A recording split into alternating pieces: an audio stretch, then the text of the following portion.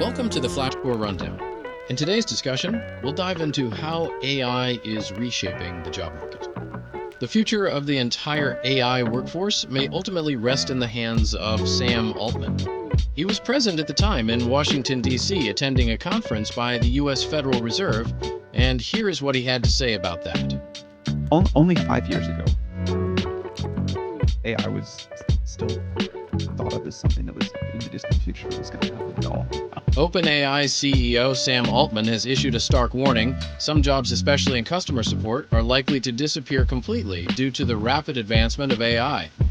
While AI models like OpenAI's Reasoning Model o3 demonstrate incredible capabilities, they are not necessarily a direct replacement for healthcare professionals.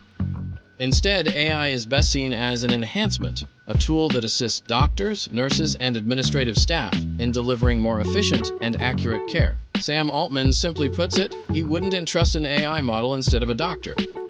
Things become quite intriguing when fraud is tied to impersonation. Sam Altman says the world may be on the precipice of a fraud crisis because of how artificial intelligence could enable bad actors to impersonate other people. It escalates when Sam Altman's ambitions expand from leading AI technology to joining the political loop. AI is the new front line in great power competition.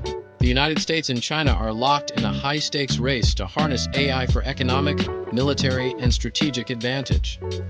Together with SoftBank and Oracle, Altman is working to launch the Stargate project, valued at $500 billion over the next 4 years, building new AI infrastructure for OpenAI.